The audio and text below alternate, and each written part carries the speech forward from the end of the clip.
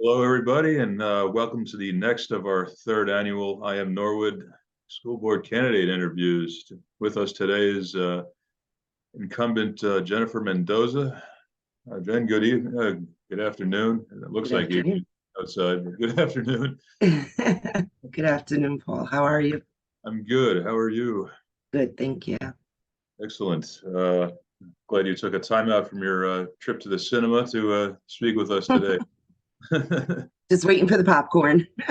Excellent. I used to mix that with Buncher Crunch. It was the best combination ever. Try it if you haven't, everybody.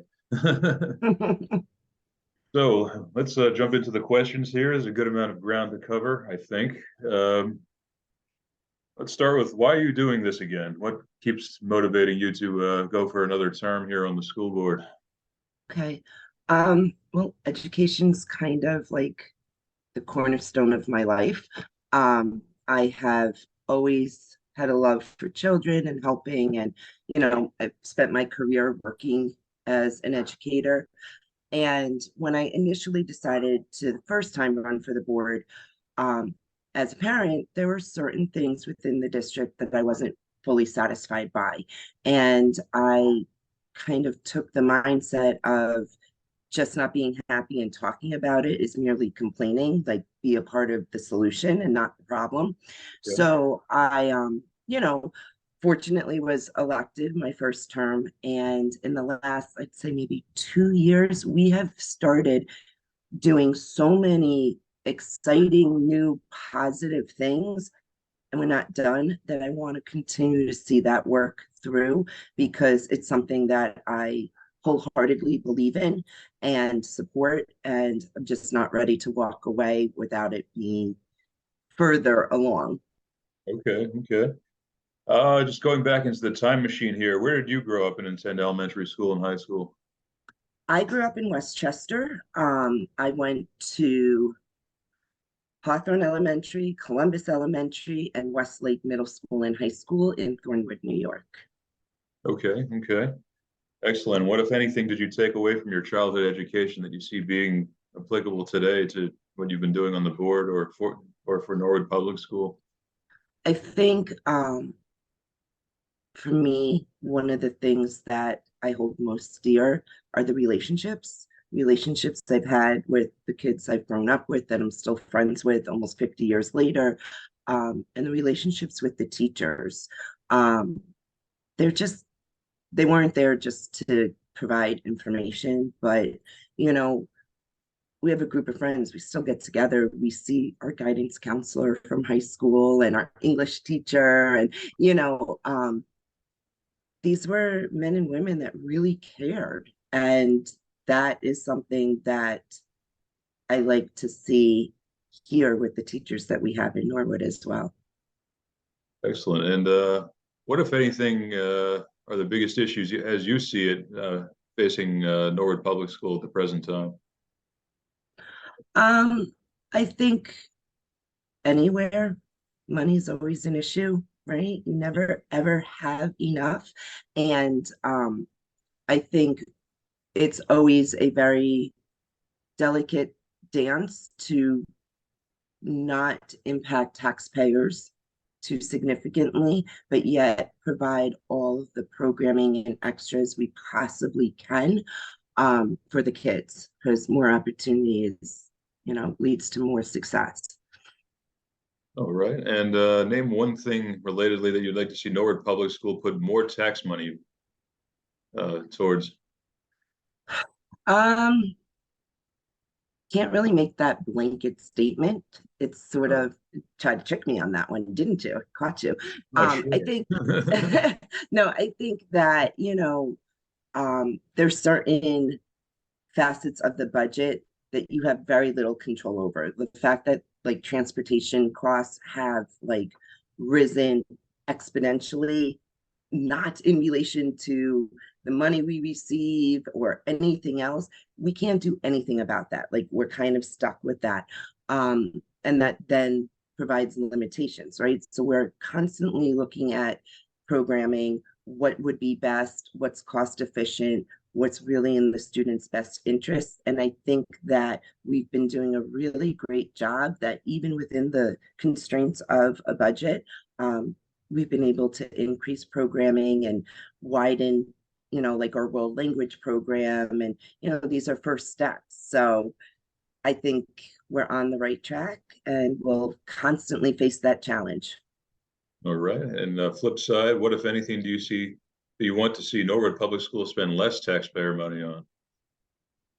Mm, transportation, but that's more of a outside of the district sort of thing. Okay, okay. That's fair. Give me one topic for a class or a period that you'd like to see added to Norwood Public School and why. One topic. Um, Very hard to do that. You have such an age range. I just think that, Norwood's doing a great job of integrating some SEL throughout their day and in their morning routine. And I just think that continuing with that, doing, you know, also continuing the building of the relationship. So it's not necessarily a topic, it's just that strengthening of relationship, which then naturally allows more and more topics to be brought up by the students as well as by teachers. And SEL is what for us Oh, I'm shorthanded people? sorry. I know it's like alphabet soup. Social emotional learning, Got which it. can Okay, be okay. about coping with your feelings or relating to another person, that type of stuff.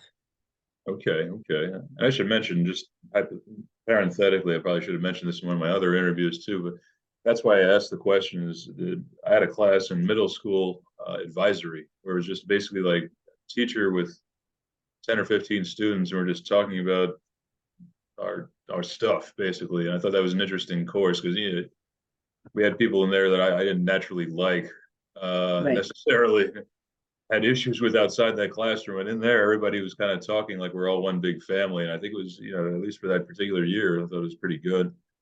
Um, Yeah. that It's was a little, always there's always so much more underneath someone's surface, right? And you never know really what that person's truly like or what they're going through. So opportunities to get a glimpse into someone fully is always a benefit. And it right, does right, make us, sometimes think that someone we might not have felt connected to in some way, oh, maybe there is more there that we have in common than I thought. right, right. Yeah. I should mention that that was downstate from you at Jericho Middle School, Long Island.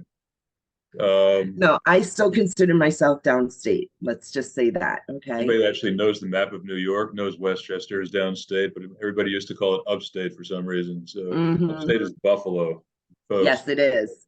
Cleared up. Yes, right. That's basically Canada or the moon from Long Island.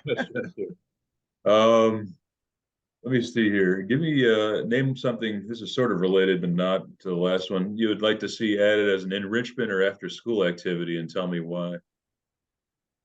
I would love to see more math competition brought in because I'm math teacher and I love math and it's my Okay. favorite. Um, but I just think that, there's lots of opportunities that actually don't cost much, if any, money, where, you know, students who, even if they don't think they're the best math student, it's an opportunity to think different, to do more of that lateral thinking out of the box type of thinking. Because everybody is smart, and there's so many different types of intelligence that I just think, I love sports. I love supporting all of those things, but I do feel like there's more room to grow as far as academic competition just for personal pride more so than anything else. Okay. Okay. Uh, what, if anything, would you like to see Norwood Public School do differently with regard to special needs children? Um, Again, a blanket statement. I think that we are certainly on a good path forward where we are evaluating our programming and our procedures and looking to improve in the areas where we can. I think that um, you can't go wrong when you truly are working in the best interest of the student, understanding that every child learns differently, comes to their situation from a different point of view, and trying to get that full picture. I think in all aspects of education, including special ed, um, when all people are working together, that's when you're going to have the greatest success and satisfaction. Parents and teachers and children. Um, it's about building that trust, because if I trust that you care about my child and are looking to do right by my child, then it's easier to work together. Okay, okay. If you could unilaterally change any one Norwood Public School policy that you are currently aware of, what would it be? Let's see. That's a tricky one. I'm trying to rifle through policy in my head. Um, can we put a pin in that one and come back to it while my brain tries to Certainly, figure out what I want to I'll give you talk about? I'll give you an even broader one in the meantime. Great. If you had the ability to single-handedly amend or rewrite no, we only care about New York, not everybody else. New Jersey's mandates as to handling HIV matters, what would you change, or what would you want to change? I think that in regards to HIV policy, I do think there needs to be a lot more um, transparency with everyone, with the teachers and the parents, about what is that policy exactly? What are those criterias? How do we investigate or suss out exactly what happened or what qualifies? I know that there have been times where what would appear to be such an obvious HIB by criteria does not fit the policy. And then Right. what does fit criteria doesn't always seem to have that impact that you would think an HIB situation would. So I think that continued training for the school staff that does the investigation, I think it'd be great to do like a parent university or some sort of thing that just sort of outlines, this is the policy, this is the approach that Jersey takes, so that we can all be better informed about it going in. Okay, okay. By the way, to mix one question with an earlier one, And that's certainly the policy that I'd like to change. Ha ha. wrap that up. I was about to wrap it Wrap up. that up. That was well There we done. go. I was going to say, even with my advisory class, there's one guy that was in there in my class that maybe a year or two later, even though we all understood each other from advisory, sat on me one day and decided to twist my ear with a test tube clasp. So he's a little nuts. Well, Your appreciation perhaps was he earned, didn't but get the same things out of that advisory class that you did. no, no, we understood each other better, but he still felt the compelling need to sit on me and turn my ear with a test tube clasp. Just the same. Interesting. Once we got to chemistry 2 years later. Um, At least he didn't come at you with the Bunsen burner, right? yeah, there is some upside there, and Yeah. yours have good flexibility, thankfully. But jumping back in, here's a hypothetical. Okay. This is a fun one.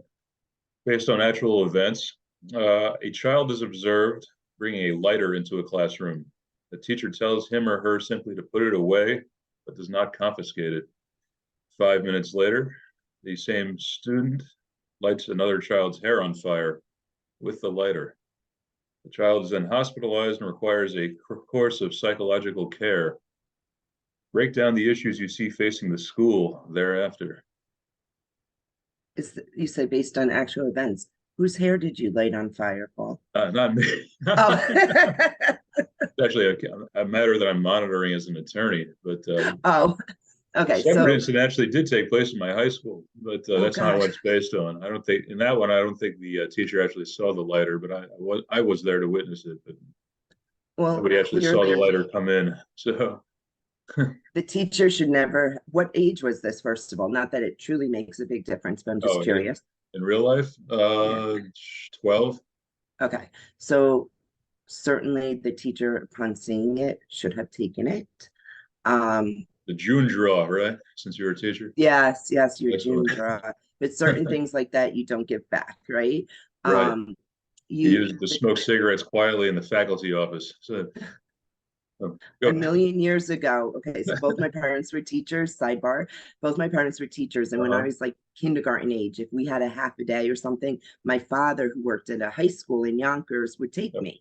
And I remember 5 years old being in the teacher's lounge and they're all smoking cigarettes and stuff. Uh-huh. Like they'd open the door and like, Scooby Band smoke would come out into the hall. It's very different now.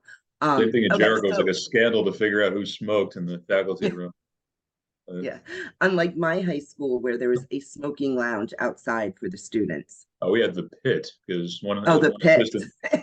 one assistant principal said smoking is the pits, so that's why they call it the pit. Wow. Then it So became the as you can fence, see, and then it was banned altogether. So, yeah, things have changed quite a bit, quite uh, rapidly. Um, okay, so the teacher should never have just given it to the student first and foremost.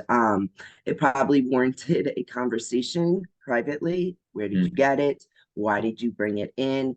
I would have advised that teacher to have touched base with an administrator or a counselor, just to say, heads up, I don't know if there's more to this or not, but so and so brought this into class today and I have it.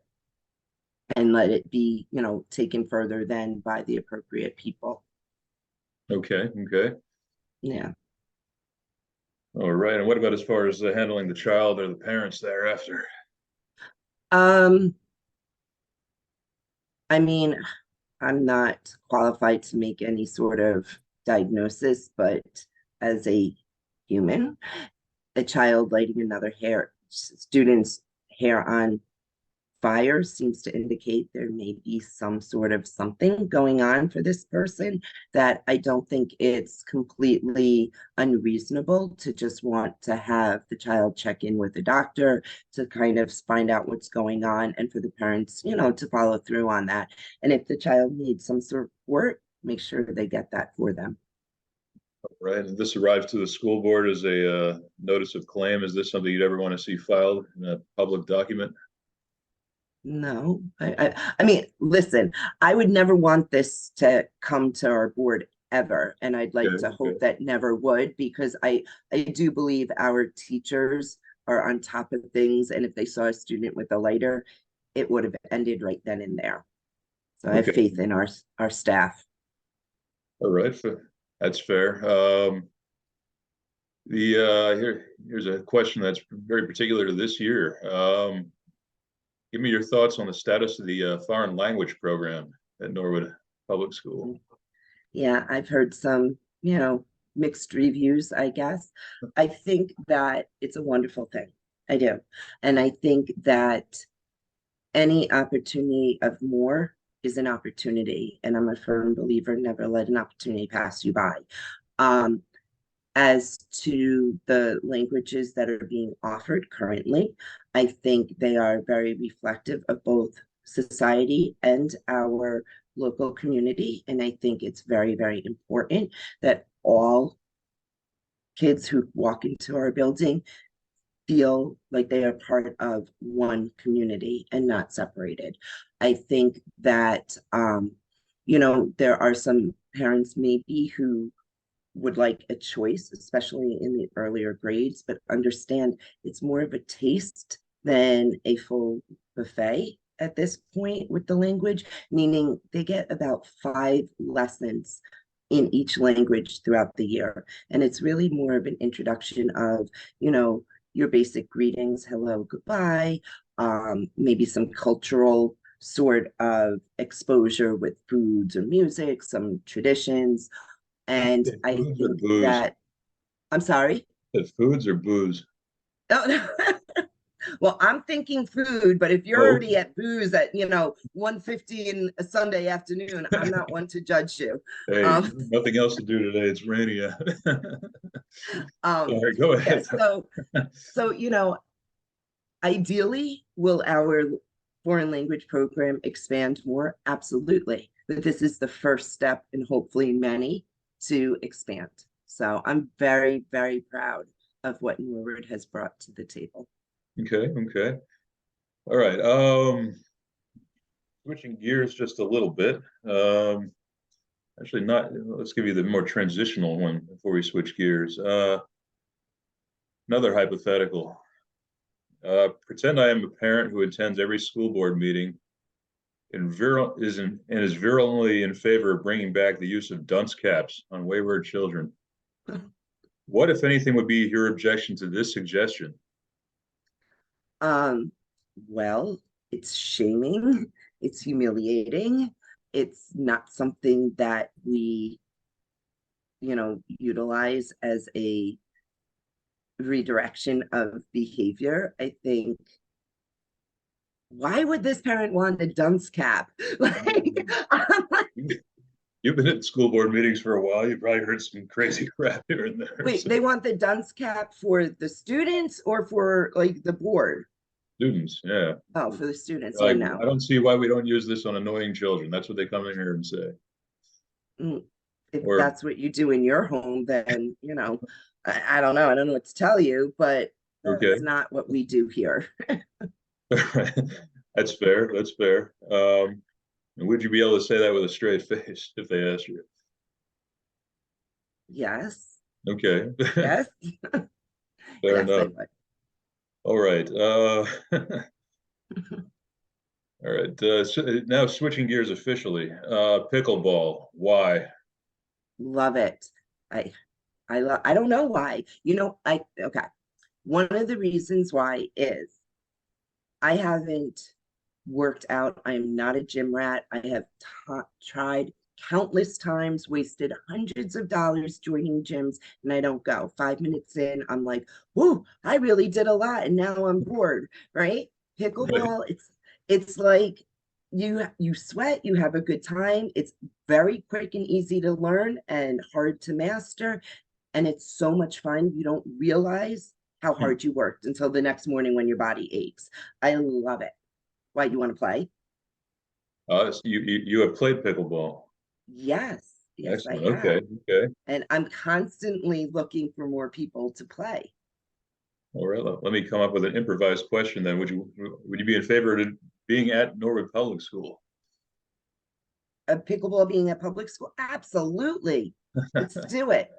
All right. All right. I will withhold my own opinion. I just don't know enough. I just gotta hear things. I haven't actually played it. So Listen, if you like to have fun, you would like pickleball.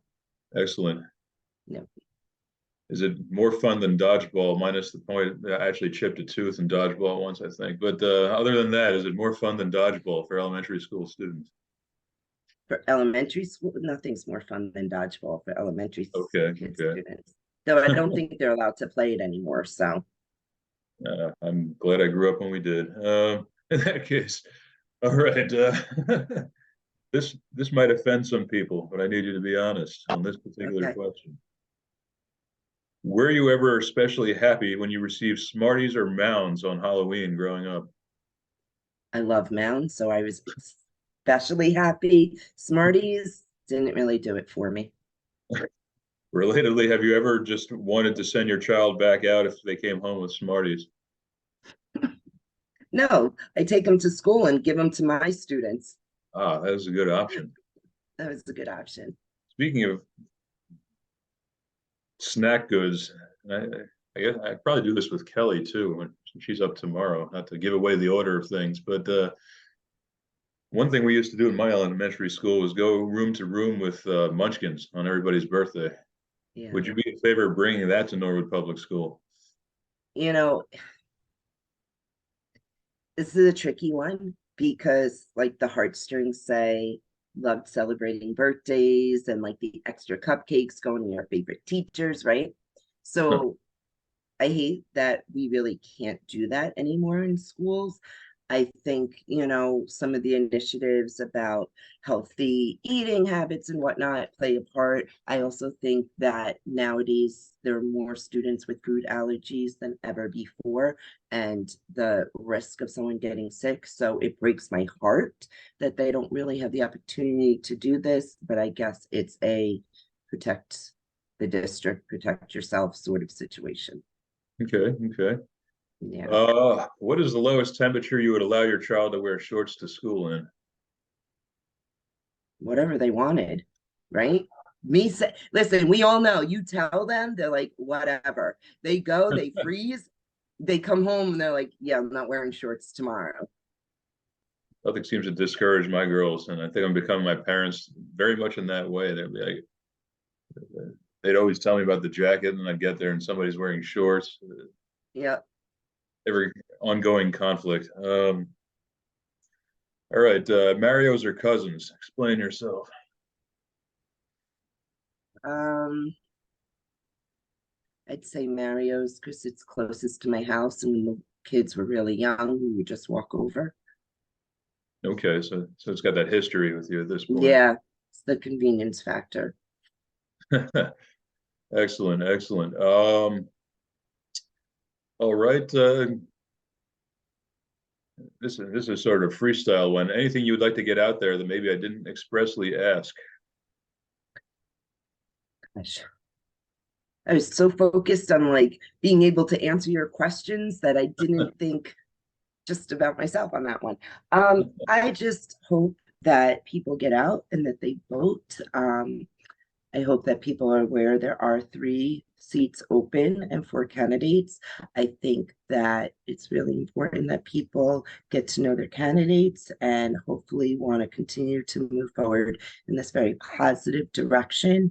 Um, you know, we're on the cusp of new and exciting things, and I think we need new and exciting to keep going. So All right. hopefully they go out on election day, show their support. Excellent. You had mentioned this earlier, and since we still have, looks like more than 10 minutes, potentially, what were some of the new exciting things that are coming into the season here at Norwood Public School? So I think one of the best decisions this district has made in many, many, many years is the hiring of our superintendent. I think Mr. Ulmer is fantastic. He is very dedicated. He truly cares. I think in the short time he's been there, the climate has changed. The teachers feel more supportive. I think that the the creation, words are hard on a Sunday, the creation of this like 2 school, 1 building is phenomenal because I know when my kids were getting into those upper grades, they started to feel bored. It was the same. It was the same from, first grade on, the opportunities were always the same. So with this creation of an elementary and a middle school sort of scenario, there's a difference. And each school kind of can meet the needs of that particular population. So those are just like 2 that instantly pop up because they're so obvious, and they are so substantial. Okay, okay. One more extra question out of curiosity, since you are a New York school teacher. Do they still teach Latin in elementary school in New York? No, not that I'm aware of. In fact, okay, so I've been teaching 29 years. I spent 7 years in the city, no Latin, and the last 22 in my current district, no Latin. We offer Spanish and Mandarin in our elementary schools. Mandarin. Okay, Mhm. okay. Did you learn Latin growing up? Nope. Maybe, maybe it was just maybe it was just Maybe it down. was a Long Island thing. Yeah. Good bagels and Latin. That is Long Island signature. Maybe that's why you were picked on a little. No, I don't know. Here I was going to ask you a question in Latin, but you probably don't know the answer. So it's the one that everybody that went they learned it in Jericho knows, though. They don't remember anything else. But I'm not What going is to. it? You ask Quadames Tempestes Hodie, which is something like "How's the weather today?" Oh, Anybody that's listening could put a comment under this on Facebook and tell me if I'm wrong. And the answer is Sol Lucet, which think means it's warm, and that's the only thing any of my friends remember from Latin these so days. look at yeah, no, never even heard Latin until just now. So thank you. How about that? It's in more places than you think, but yeah, I think it was learned it around 6th grade, maybe. We're part of the historical note, not that anyone that's listening cares versus what you have to say as a candidate, but we did my sixth grade was the last sixth grade in my elementary school before it became part of the middle school. So Mm, I'm the last sixth grade in George A. Jackson Elementary School history in Jericho, New York. So wow. how about that? How about that? All right. Well, one more thing we need from you before we're going Yes. here. Need you to look at the camera, state your Oh, name, or my name is, and state that I am Norwood. okay. I'm Jennifer Mendoza, and I am Norwood. Excellent. Jennifer, thank you for joining us today and Thank you, giving Paul. It was great. excellent. And good luck on election day. And Thank you. hope you can salvage this day after listening to me drone on and asking you questions. A rainy Sunday is my favorite. Thank you so Excellent. much, Paul. I appreciate your time. You got it.